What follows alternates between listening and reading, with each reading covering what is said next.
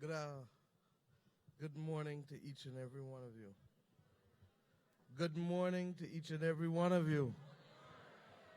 That's a little better. I thought after the service that you would be a little more energetic.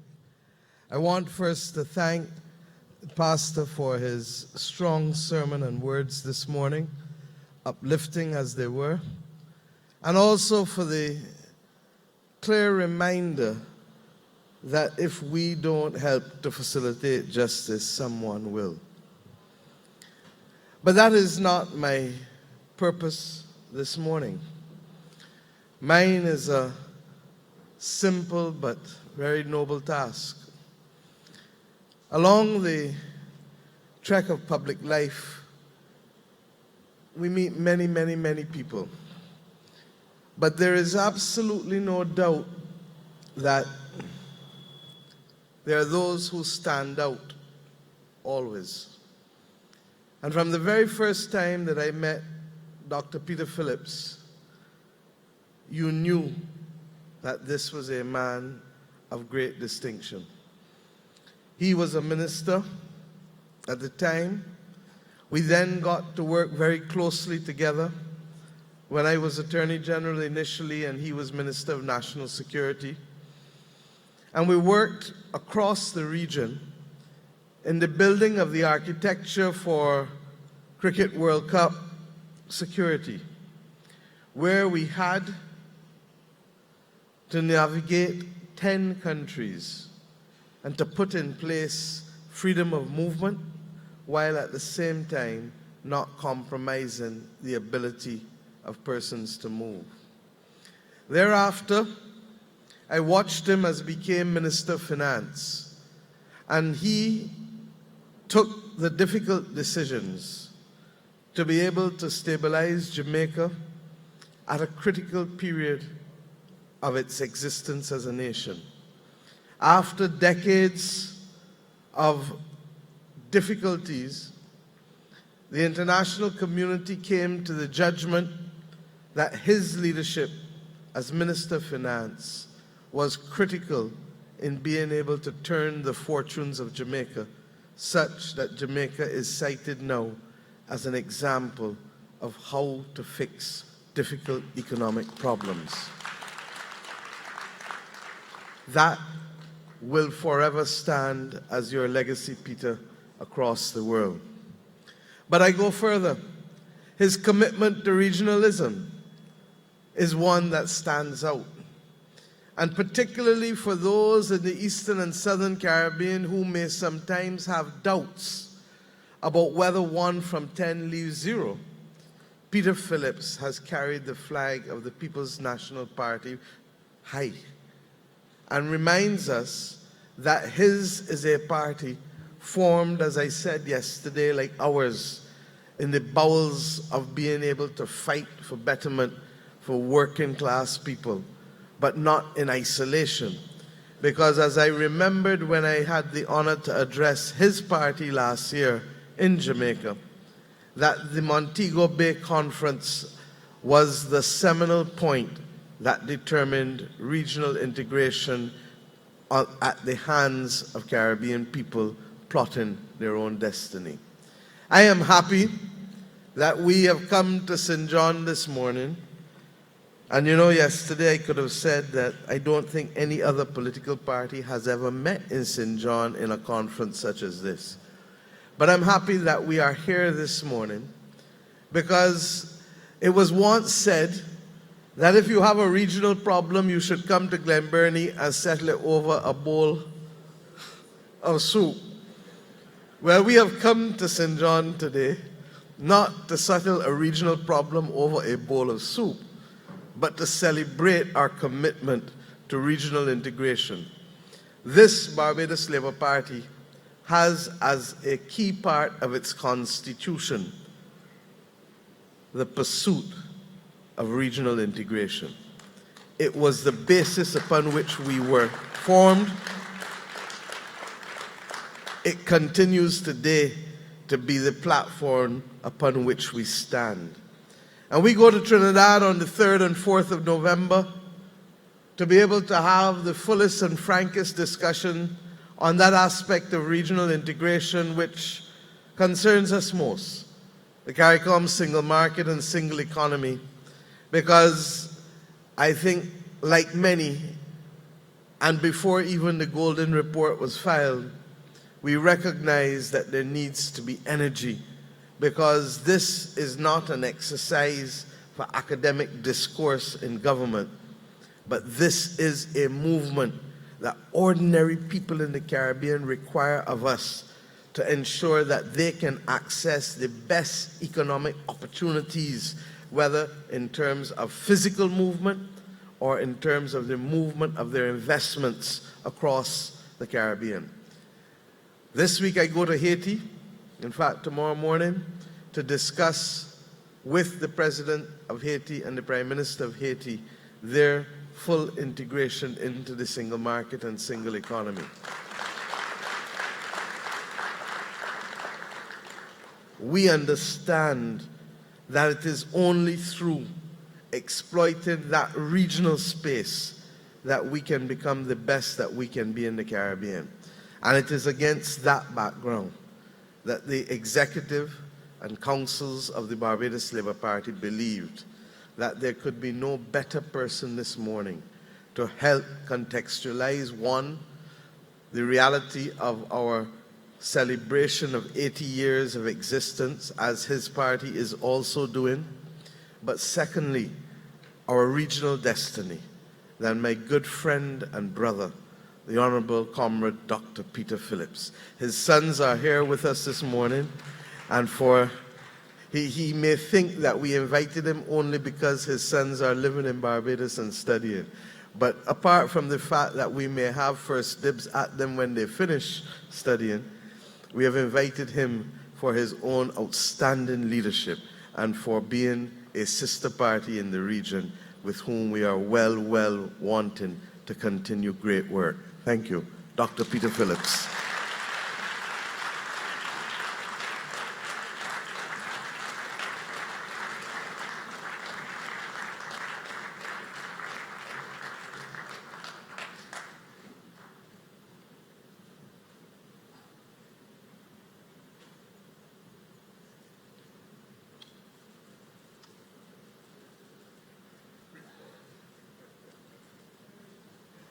I only want to tell you that this man is so great.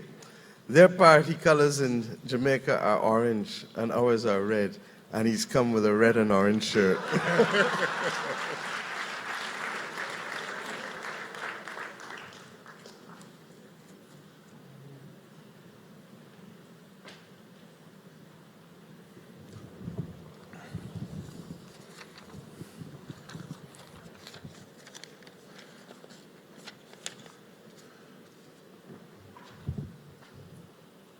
Political leader of the Barbados Labour Party, my comrade and friend, Mayor Amor Motley, Chairman and General Secretary of the Barbados Labour Party and other senior officers of the party, members of the Women's League, members of the League of Young Socialists, members of the BLP family, my comrades and friends, brothers and sisters, good morning. I must first of all say thanks to you for honoring me with this opportunity to address this 80th conference of the Barbados Labour Party. We still recall Mayor's presence at our conference of the People's National Party, our 79th conference last year, when she inspired us with her message. And I must confess, we have some view that at least some of the energies that she imbibed there helped propel the BLP to its historic victory here in Barbados last May. And I can say it has served as an inspiration, that victory has served as an inspiration to us, and when elections are called in Jamaica, we intend to emulate your feat here.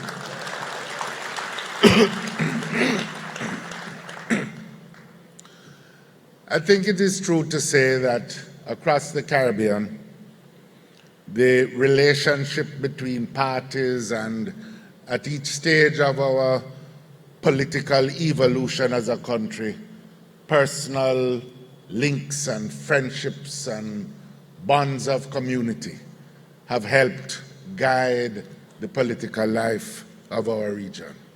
And I really, whether it was at the beginning with the relationship between Norman Manley, the founding president of our party, and Sir Grantley Adams, the founding president of the BLP, the friendship over the years between leadership and members of the People's National Party and the Barbados Labour Party has been resting on personal associations. And I really want to pay tribute this morning to the friendship that I've enjoyed with your political leader over many years. As she has said, we together helped construct the architecture of the security architecture of Cricket World Cup in 2004 and 5. An architecture which endures in many respects, providing greater security for the peoples of the Caribbean. But it goes beyond, the links between us go beyond our personal friendship. The leader of opposition business in the Senate in Jamaica is a motley, albeit by marriage, but very much part of the BLP family in her mind. There are at least 2 members of the party, executive of the People's National Party, that could not endure to be in Jamaica in May when your elections were being held, and who came here to be part of your campaign. So I would say this morning, long may the partnership between the People's National Party and the Barbados Labour Party endure.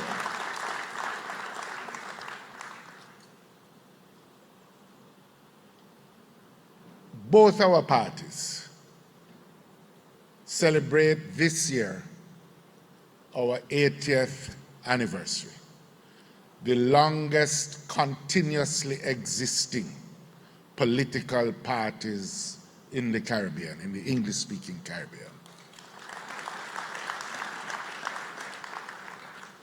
We were formed out of the same crucible of popular rebellion and outrage in the 1930s. And we joined together in spirit and in collaboration to fashion a path to nationhood and regional community, beginning in the 1930s, but enduring over these past 80 years. It's a good time to take stock of our parallels as a party, as parties.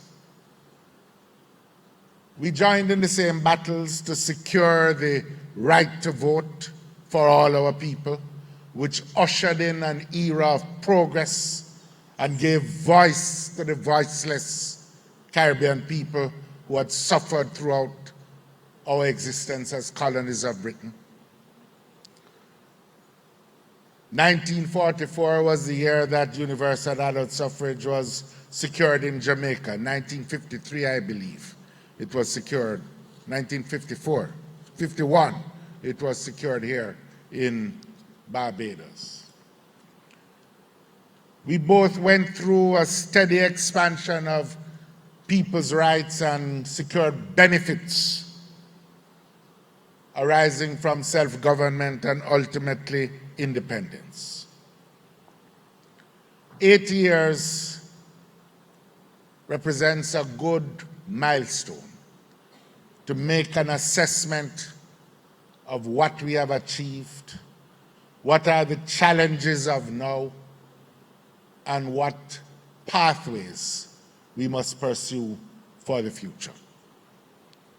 There is no doubt that self-government and independence opened up great avenues of progress for our respective peoples. Jamaica achieved independence in 1962, starting as the fruit of our efforts beginning in the 1930s. Barbados 4 years later. In that period and since then, we have been able to secure great benefits for the people of our respective countries. Expansion of educational opportunities, the creation of new schools, new high schools, broadening access for the masses of the people who had been excluded from these opportunities. Healthcare improved, new hospitals were built, social services, housing, opportunities for business. Incomes expanded and new sectors were pioneered in our economies. Tourism in Barbados and Jamaica. Industrial development expanded, offering new opportunities. And of course, we should never forget the significant and central place of labor, of the workers,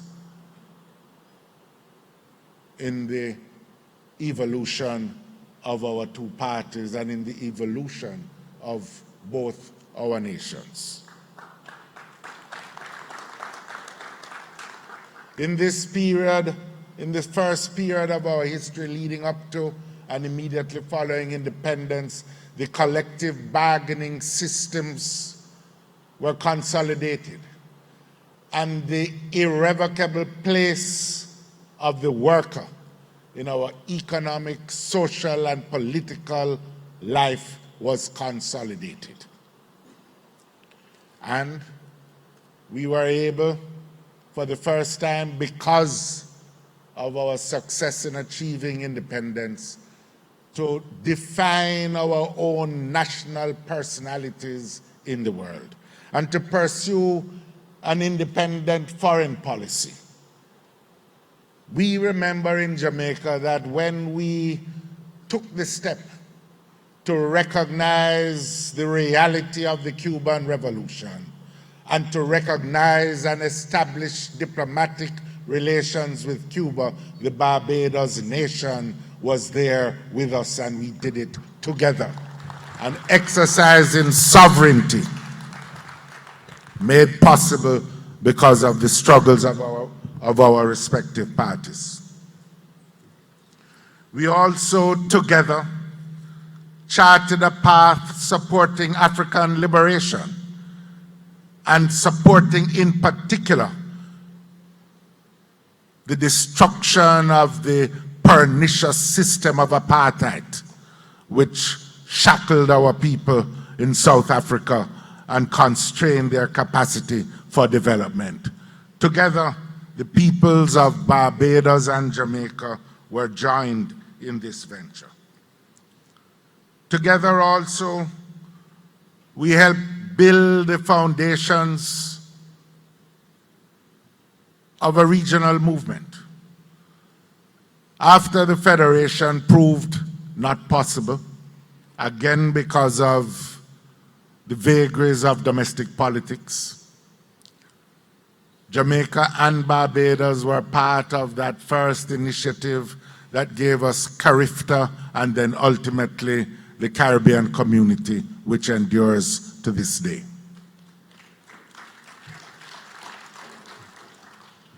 Today, however, when we view the horizons of world affairs, it is clear that countries like ours are facing perhaps one of the most severe challenges to our well-being and our existence that have been faced since those early years of independence and sovereignty.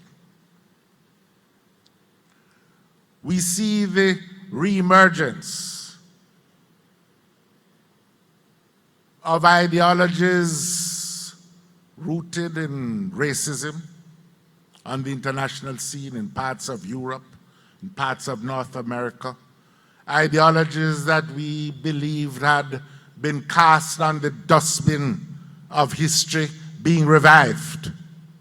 And we take note. There's a saying in Jamaica, take sleep, mark death. They cannot be allowed to prosper. They cannot be allowed to take root. We see also much of this hostility rooted in racism and xenophobia, manifesting in attitudes towards migrants and migrant communities in the world. We make no apology for the fact that we come from a region that has benefited from opportunities for immigration. We feel pride in the contribution that Caribbean peoples have made over the generations, whether it is building the Panama Canal or building the transport system in the United Kingdom and hospitals in the United States. And we believe in a liberal world with free movement of peoples and a world without doctrines that are oppressive to people who have to move just because of their poverty. And if I might, as an aside, we have benefited from some of that intermingling of Caribbean peoples in the various locations to which they have gone. There are arguments about whether it was the Bajan blood or the Jamaican blood which contributed to the greatness of George Headley as one of the greatest batsmen in history.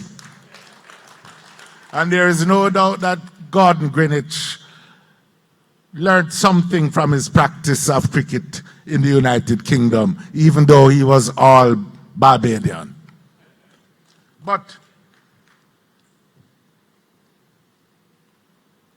the revival of these anti-migrant sentiments and policies is affecting our Caribbean people.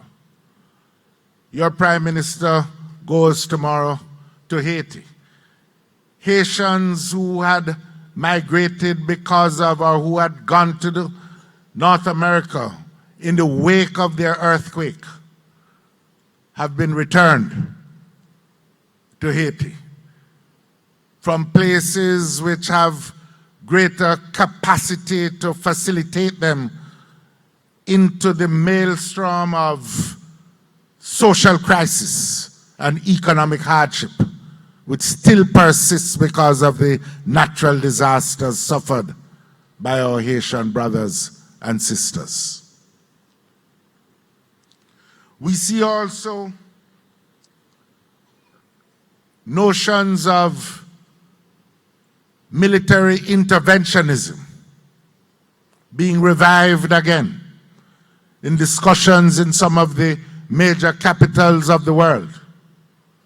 Doctrines which cannot be justified or accepted by us. Countries, small countries like ours, depend on a world ruled by the precepts of international law. We have no grand armies. We have no capacity to exert economic leverage on other countries by the size of our trade or the significance of our financial flows. We cannot survive in a world that deems might to be right simply by virtue of its might. We depend on a world that relies on the rule of law. The world that we dream of has no place for doctrines of unilateral military interventionism, and we must resist them. We're also seeing challenges to the economic system of open trade and financial flows, which was constructed in the aftermath of World War II and in which we secured our being as sovereign and independent nations.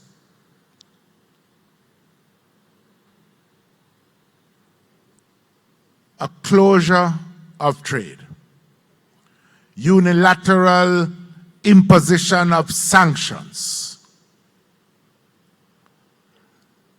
the destruction of the liberal world order carries no benefits for small island developing states like ours in the Caribbean. Our economy in Jamaica has already been affected because some enterprises operating in Jamaica have been affected because of the sanctions that have been unilaterally imposed. Companies in our bauxite and alumina sector, for example. We in that circumstance are what you would call collateral damage. The battle does not concern us, but the negative effects make life much harder, potentially, for the Jamaican worker. And then, on top of this sobering and complicated environment, we have the reality of new challenges. New challenges like climate change, which, while we are not great users of fossil fuels,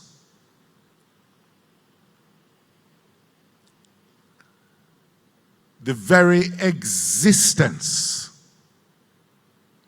of our island states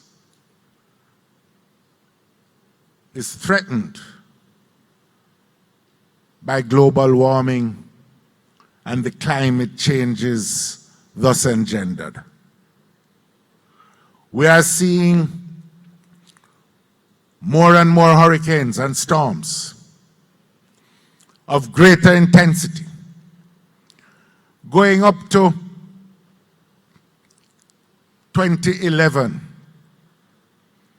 we in Jamaica had a significant share of our gross domestic product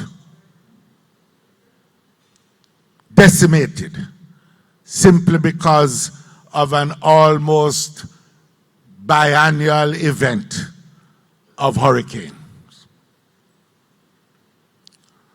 You can have hurricanes in the Carolinas, and it affects a small part of the United States economy. But when Ivan hit Grenada or Jamaica, it threatens the entire survival of the economic life of our countries.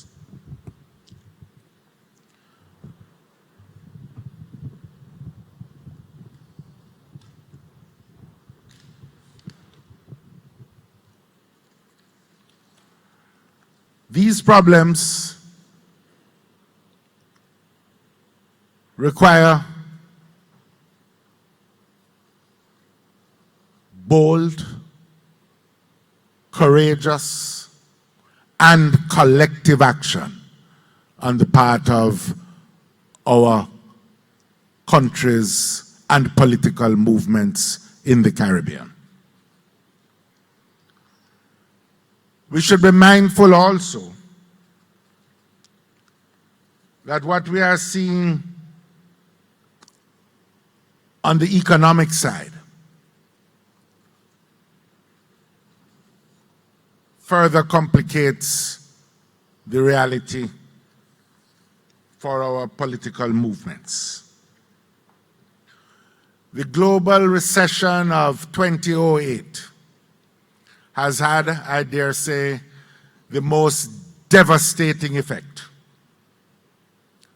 on the Caribbean, more so than any other sub-region or region of the globe. I believe at last count it was about 11 of our countries that had to enter into a borrowing relationship with the International Monetary Fund, the latest being your country, Barbados. We endured it in Jamaica. There is no region where the effects have been as widespread or as enduring as it has been in the Caribbean. We have among the most highly indebted countries in the world. Our debt to GDP ratio in Jamaica in 2011 had reached in the order in 2011, 12, 13. By 2013, it was in the order of 150% of GDP, which meant that if you didn't consume anything for a year, if you took all the money earned from everything that you produced in that year, you still couldn't pay off the debt. The debt threatened our very survival as a country.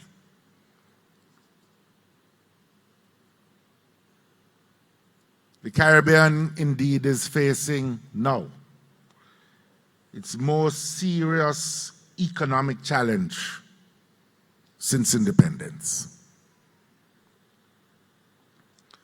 The fact is, and I want to say a little bit about this whole situation of the debt, because as your brother,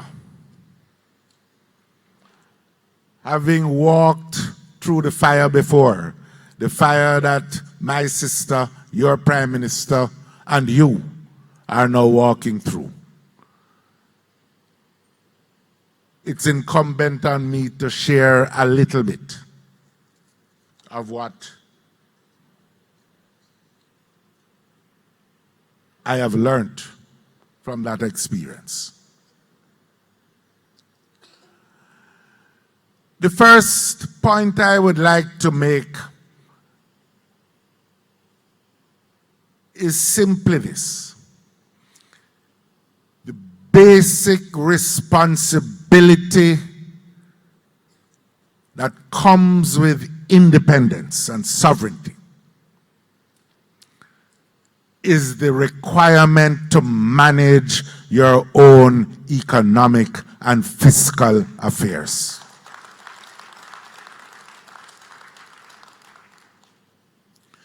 If you don't manage your personal accounts, your fiscal affairs, your national accounts, then someone will come and manage it for you. And that is the very opposite of independence. Because let me tell you,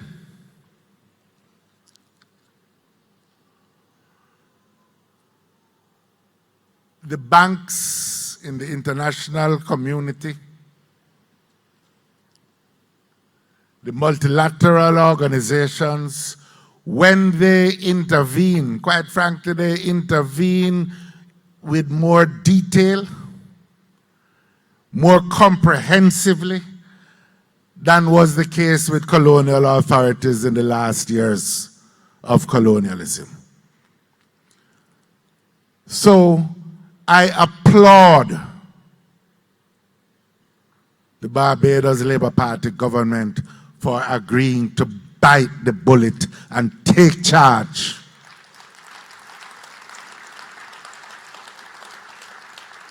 of the fiscal accounts of this country.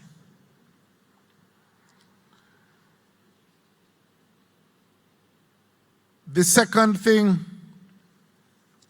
I would like to say on a more hopeful note is that if you take the hard decisions early, if you stay the course, if you sustain your patience and your courage, you will achieve success.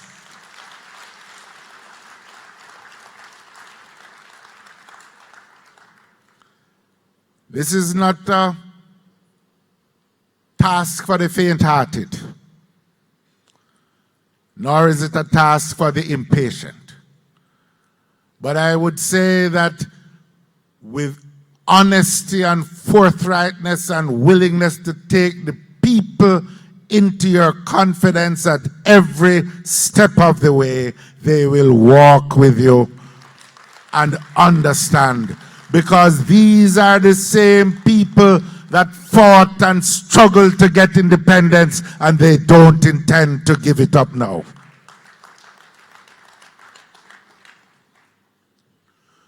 But more generally, I think we have to accept that what comes with independence as a people, what comes with the acquisition of sovereignty, is a willingness to do all that is necessary to ensure our survival. Without wishing to offend anyone, not anybody here, but people who may be in earshot.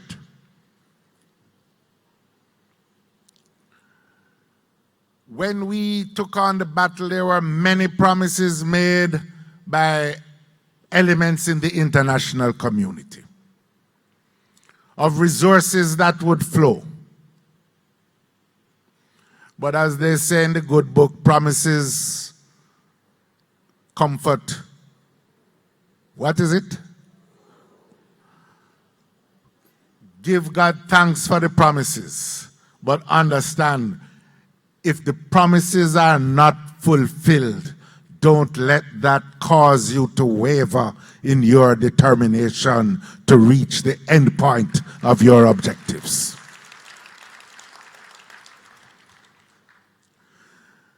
We have seen promises before.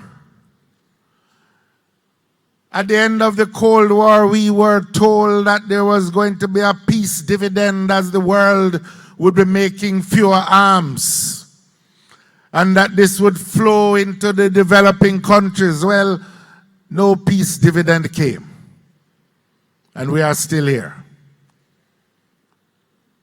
We were told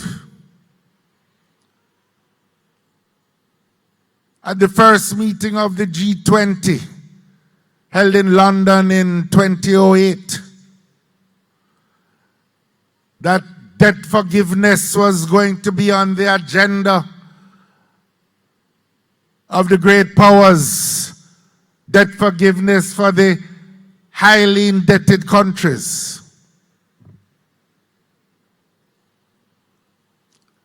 For most of the Caribbean, it hasn't come. But we're still here. And we have managed to go through. So the first point I think we should just accept as a basic truth of life is that what comes with sovereignty is an acceptance that we are responsible for ourselves. There's no Santa Claus, no benefactor that is going to come in the world. We are in this by ourselves. The second point flowing from this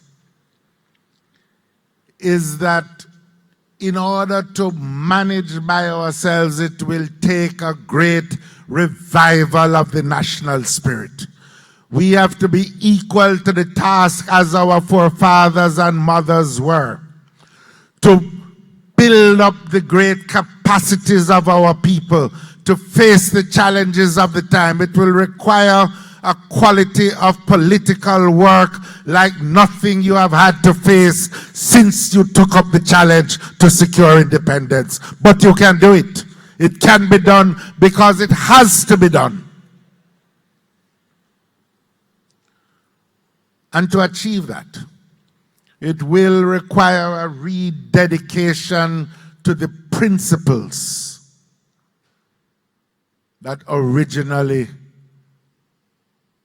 inspired our movements. The principle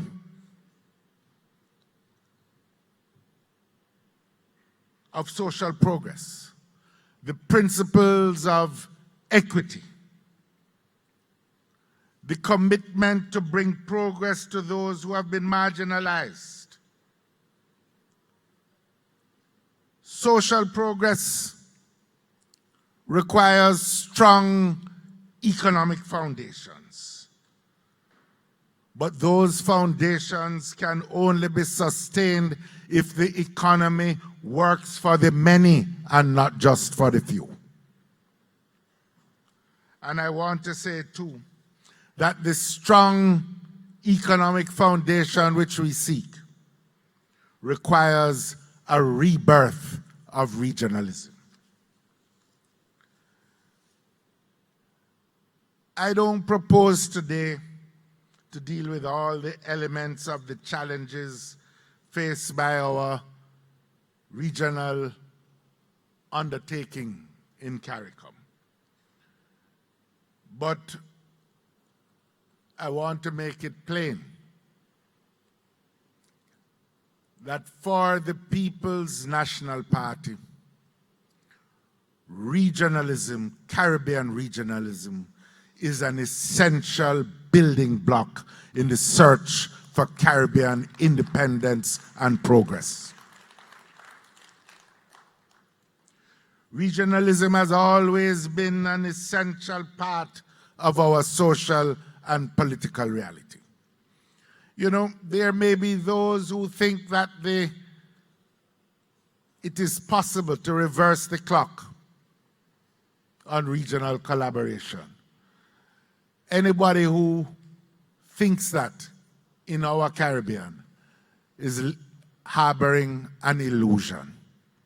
Simply put, our lives and our existences are so deeply intertwined.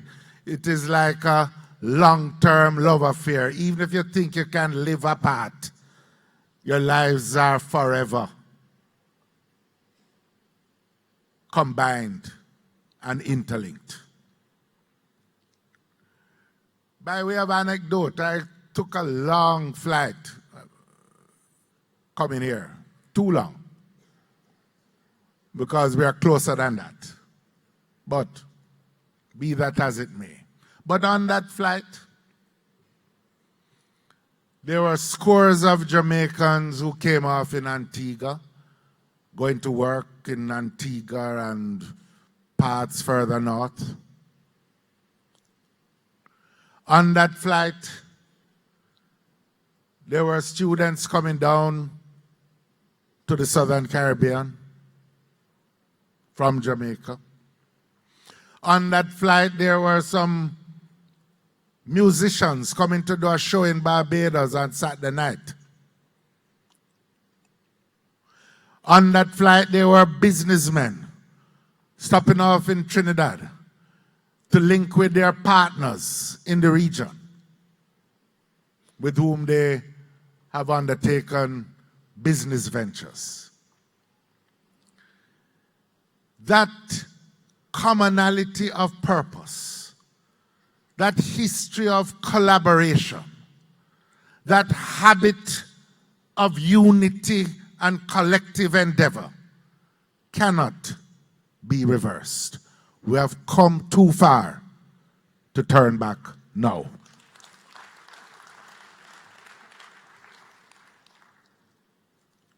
So we in the People's National Party are regionalists. We claim our identity proudly as Jamaicans, but we also claim it as Caribbean people, linked with the Caribbean for better or for worse. It should be self-evident to any reasonable and impartial observer that we are stronger together in the Caribbean.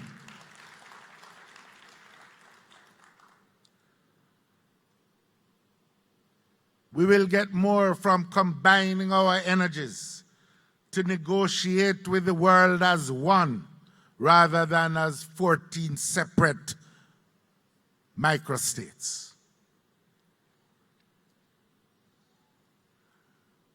We cannot manage the challenges of recurrent natural disasters or the challenges of transnational crime or the challenges of building a globally competitive educational sector better as individual states than we can by combining our energies. Indeed, separate and apart from the areas of disaster management and security cooperation and cooperation in education and health and all the other areas, we should be combining our energies more to face this challenge of climate change and building resilience within the various Caribbean states and the region as a whole. Equally, however, we have to accept, if we are serious, that we are going to have to address what I call the implementation deficit within CARICOM. There are too many decisions that have been taken, but which have been left to languish without implementation. We can't just be a place of chatting. We have to be a place of action as well.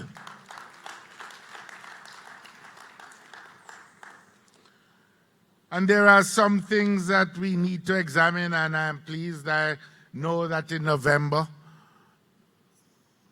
under the leadership of your Prime Minister, serious effort is going to be made to see how greater energy can be put into the search for a single Caribbean market and economy.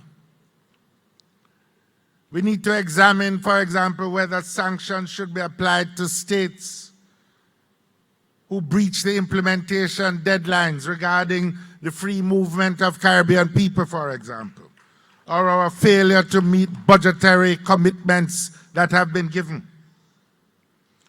We must also redouble our efforts to implement the rules which give rise to the CSM and the CSME. Rules concerning, for example, rules of origin for goods produced in the free zones and various parts of the region.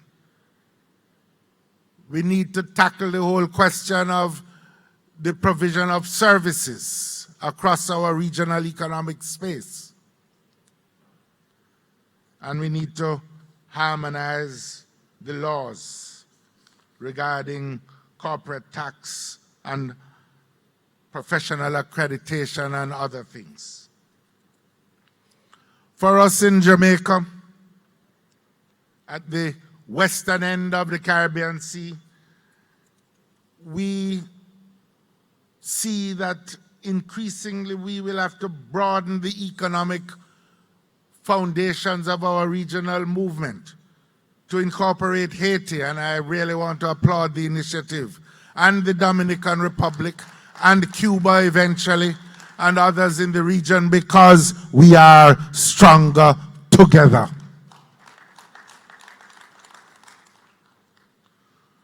So, my friends and comrades, yes, the crisis that we face now is great.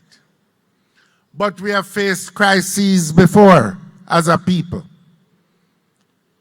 Indeed, as a Caribbean people, we have faced worse crises before, and we have triumphed. We will succeed.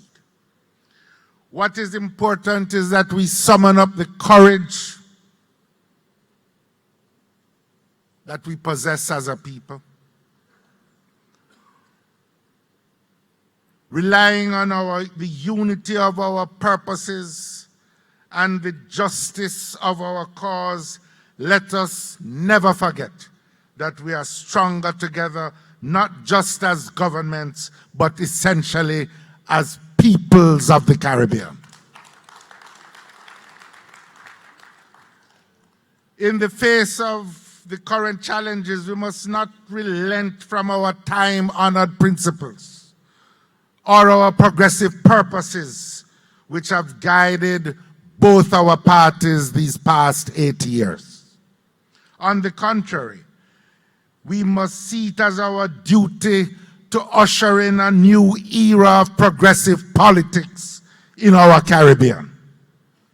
This new era must be rooted in sound economic foundations of fiscal prudence, a search for world-class standards of productivity for our workers and for our enterprises.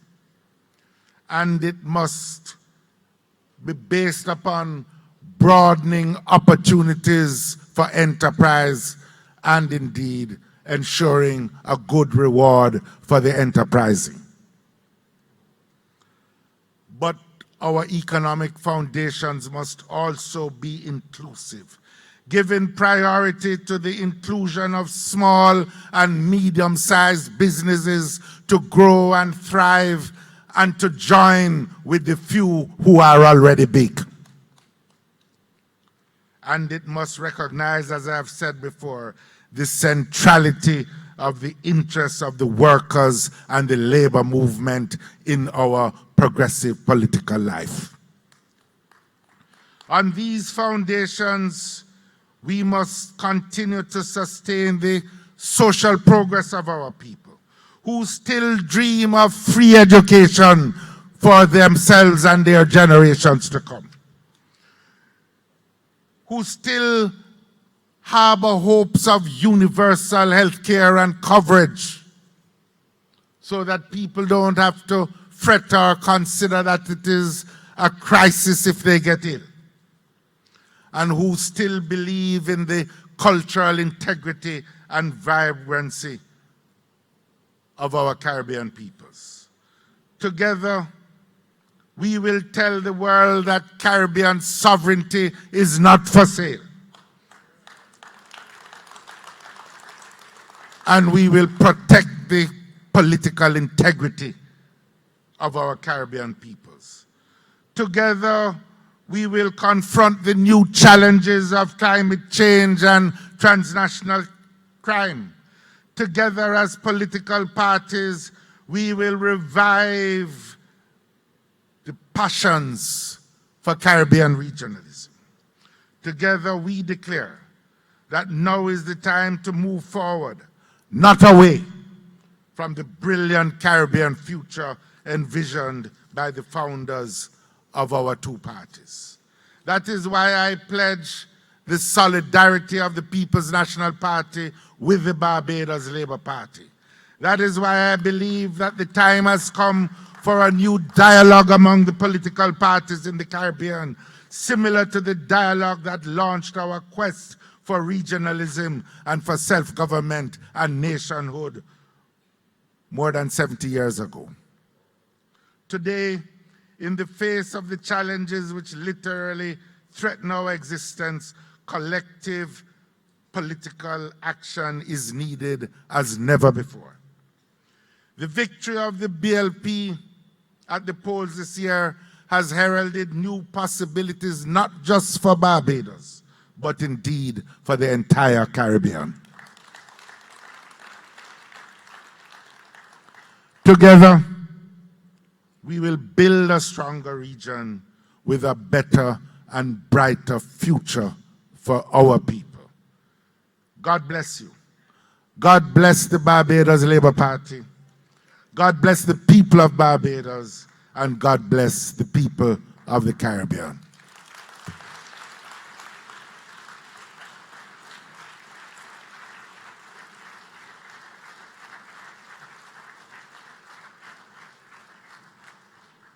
Dr. Phillips, before you go, sorry to make you turn back. We have a very small presentation to make.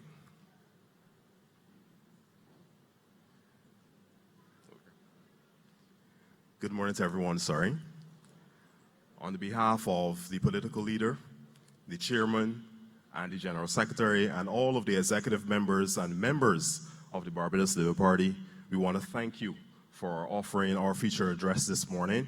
We were inspired, and you gave us much to think about, and we look forward to continuing this relationship with you. So we have a very small token of appreciation to offer you this morning. We're going to start.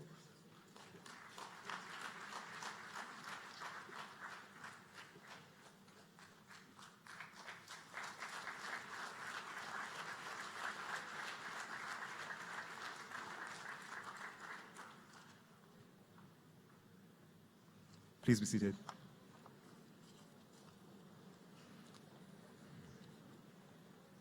I trust we had an inspirational morning. Okay, that's great. Thank you, Dr. Phillips.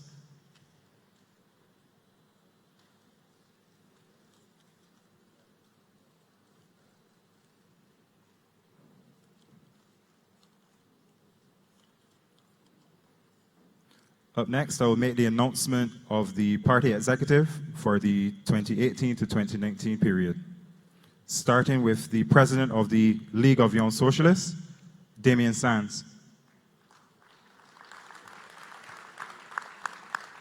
The president of the Women's League, Ms. Rosemary Leon.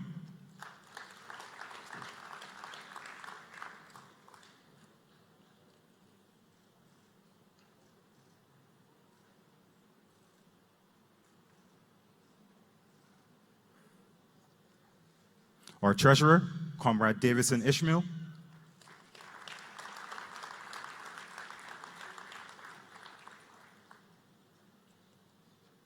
Third vice chairman, Comrade Kirk Humphrey.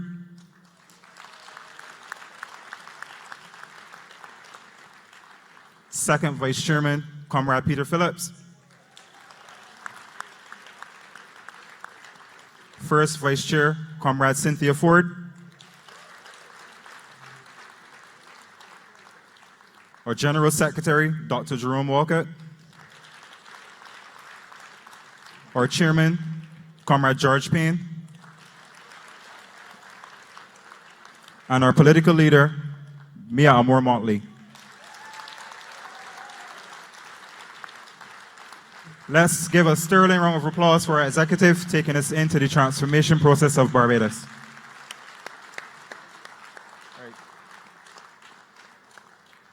A few words from our chairman.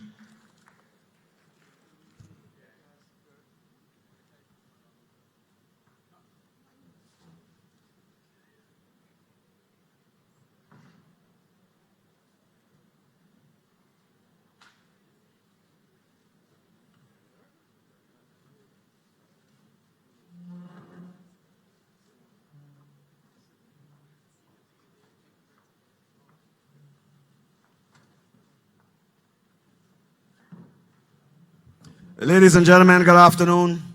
There you have it. Team Barbados Labour Party Executive, 2018-2019.